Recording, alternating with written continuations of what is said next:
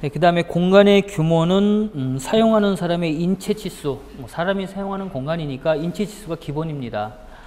누워서 자기 위해서는 방의 크기가 최소한 얼마여야 된다라든가, 그렇죠?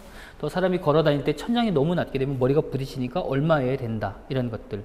또 문을 들어갈 때 문 높이가 너무 낮으면 머리가 부딪히잖아요. 그러니까 어느 정도 높아야 되니까 그런 것들 다 기본이 어떤 사람의 치수, 인체 치수다라는 거죠.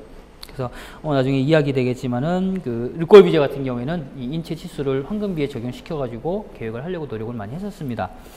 그래서 인체 치수와 그 다음에 활동 면적, 의자를 이렇게 뒤로 밀었을 때 나갈 수 있는 여유 공간이 필요하더라라는 것들, 그런 것들. 그 다음에 식당 같은 데 가게 되거나 또는 레스토랑 같은 데 가게 되면은 책상들이, 식탁들이 쭉 나열되어 있잖아요. 근데 식탁들이 너무 붙어 있으면은 또 부딪히잖아요. 또 점원들이 이렇게 다니기도 굉장히 불편할 것이고, 통로의 폭은 점원들이 다니거나 또는 손님들이 다닐 때 불편함이 없는 그런 통로 폭을 갖춘다라든가, 이런 모든 것들이 스킬이라는 거죠. 그런 모든 것들이 어떻게 보면은 동작을 하기 위한 또는 활동을 하기 위한 면적에 포함이 됩니다. 그래서 그런 것들도 있고요. 그 다음에 또 하나는 심리적인 치수도 있어요. 너무 좁다, 아니면 너무 넓다, 아니면 너무 높다, 너무 낮다라는 것들. 뭐 화장실에 들어갈 때 가끔씩 보면은 화장실에 들어갔는데 천장이 굉장히 높은 화장실도 있어요. 그럼 이렇게 앉아 있으면은 너무 높으니까는 기분이 이상할 때도 있다라는 거죠. 어느 경우에는 강의실을 갔는데 강의실이 이렇게 작은 게 아니라 무진장 커요. 근데 천장고는 그렇게 낮아 보이진 않는데 워낙 넓은 공간이기 때문에 오히려 천장고가 낮아 보일 수도 있다라는 거죠. 압박감을 느낄 수도 있다라는 거죠. 그런 것들. 그러다 보니까 우리 전시용 그 전시관이라든가 이렇게 전시 공간을 설계를 할 때에는 층고를 되도록 높게 잡는 이유가 그런 그 심리적인 스케일을 좀 주기 위해서 한다라는 것들.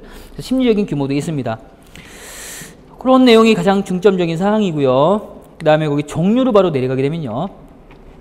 물리적인 스케일과 생리적인 스케일, 심리적인 스케일 세 가지로 나누고 있습니다. 요거는 잘 봐두셔야 됩니다. 이제 뭐 혼란스럽지는 않아요. 이렇게 어렵지도 않고.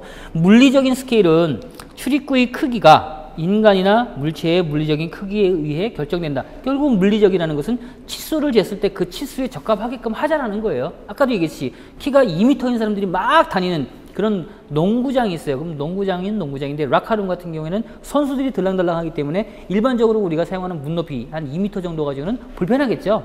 되게 2.1m라든가 2.2m 사이에서 결정이 되는데 머리가 거의 간당간당하게 부딪힌다라는 거죠. 근데 그럼 출입할 때는 한 2.3m 정도로 출입문을 넓게 해주면은 그런 농구 선수들은 불편함 없이 왔다 갔다 한다라는 거죠. 폭도 마찬가지가 되겠고요. 그렇죠? 이제 그런 것들이 또 물리적인 스케일이 되는 것이겠죠. 사람의 치수를 쟀을 때 그 사람이 불편함이 없는 스케일이 물리적인 스케일일 것이고, 그 다음에 생리적인 스케일도 있습니다. 이거는 실내 창문의 크기가 필요한 기량으로 결정되는 경우를 말한다. 이건 하나의 예일 것이고, 실의 면적이라든가 또는 천장의 높이라든가 또 실의 최적이라든가 창의 크기 이렇게 결정을 할 때 환기량을 우리가 얘기를 많이 해요. 신선한 공기량을 뜻한다는 거죠.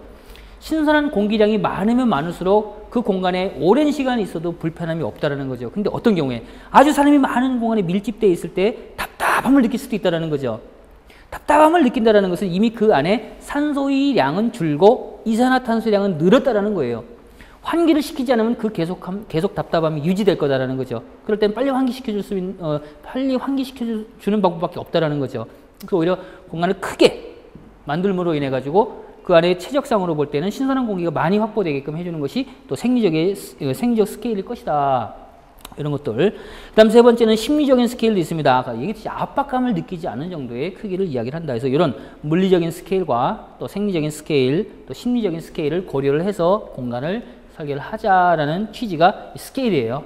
스케일이다. 세 가지 잘 이해해 두시고, 그 다음 다섯 번째 모듈로 넘어갑니다. 모듈은 기본 척도 또는 뭐 기준 척도 또는 뭐 기준 치수 여러 가지로 이야기를 합니다. 어떤 기준이 되는 하나하나의 단위를 이야기를 합니다. 하나의 단위. 뭐다라고 얘기는 좀 애매하지만 어쨌든 하나의 단위라는 거죠. 작게는 1cm, 2cm, 3cm 잴 수도 있고 10cm, 20cm 잴 수도 있겠죠. 1m, 2m 잴 수도 있습니다. 그런 치수적인 스케일도 있고, 또 하나의 예를 들어 가구 같은 것도 있어요. 책상 하나를 1모듈로 잡고 예를 들어 60명이 들어갈 때는 60명이 들어갈 수 있는 60개의 책상을 놔야 된다는 거죠. 그럴 때 책상 하나의 크기는 폭이 60cm에다가 깊이가 50cm로 하겠다. 의자는 40cm짜리 놓고 그 다음에 앞뒤 간격을 1m로 하겠다. 그럼 1m 곱하기 대략 한 60cm라든가 통로 확보해서 1m 곱하기 1m 정도가 필요로 하는 것이구나. 그러면 한 사람은 1제곱미터 정도를 공간을 점유해야 되겠다. 60명이 들어가려면 60명 곱하기 1제곱미터에서 60제곱미터가 필요하겠구나. 최소한. 그렇게 짜내는 거죠. 그게 하나의 1모듈이 될 수도 있어요. 근데 그건 추후의 문제고, 우리 여기서는 모듈이라는 것은 그냥 기준 치수라든가 기준되는 척도라든가 이렇게 이해를 해두시면 되겠네요. 종류로 내려가게 되면요, 기본 모듈과 복합 모듈이 있습니다. 기본 모듈은 기준 척도를 10cm, 10cm, 1m으로 정의를 합니다. 10cm를 1m으로 정의를 하고 1m의 배수로 높이 방향은 2m, 4m 이렇게 20cm 단위로 증가해 가면서 치수를 적용을 해서 설계를 하게 되겠고, 그 다음에 수평 방향으로는 30cm 단위, 3m이죠. 30, 60, 90 이렇게 30cm라든가 또는 3m 단위로 해서 증가시켜가면서 치수를 적용을 해서 설계를 하게 되면은 우리가 공간을 설계를 하고 그 다음에 가구를 넣을 때 가구 설계하는 사람은 그 30cm 단위에 맞게끔 가구를 설계했을 때 적합하게 공간 안에 들어간다라는 거죠. 그 계획을 할 때는 이렇게 무절제하게 하지 말고 수평 방향으로는 30cm 단위로 끊어가지고 계획을 하는 것이 우리가 건축 계획, 공간 계획을 하는 사람 입장이나 가구 계획이라든가 기타 등등 건축 부재 같은 것들을 계획하는 사람들이 같이 공유해서 쓸 수 있다는 거예요. 스케일을 공유하기 위한 하나의 그런 그 기준이죠. 그래서 1m을 기본 기준되는 치수로 하고 높이 방향은 2m, 그 다음에 길이 방향은 3m 단위로 쓴다. 이게 복합 모듈입니다. 그 다음에 사용 방법이 있어요. 사용 방법은 유의해서 봐두셔야 됩니다. 문제에 가끔씩 나옵니다. 첫 번째는 모든 치수는 1m 단위의 배수, 그죠? 1m, 2m, 즉 10cm, 20cm 이렇게 단위로. 근데 무조건 10cm 단위로 하진 않습니다. 때에 따라서는 1cm 단위로도 될 수가 있습니다. 설계를 하는 사람이 10cm 단위로 한다 그래가지고 다 그렇게 맞을 수 있냐? 안 그럴 수도 있다는 거죠. 벽 두께가 차이가 있을 수도 있고 내부의 공간을 계획을 하다가 보면은 조금 10cm에서 어긋나가지고 5cm 단위로 잘라질 수 있습니다. 근데 되도록이면은 10cm 단위로 하자라는 것 뿐입니다.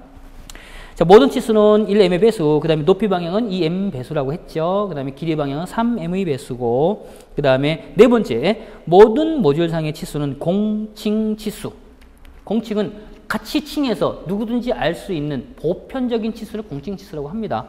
그럴 때 줄눈과 줄눈 간의 중심 길이를 말한다 가로쳐 있네요.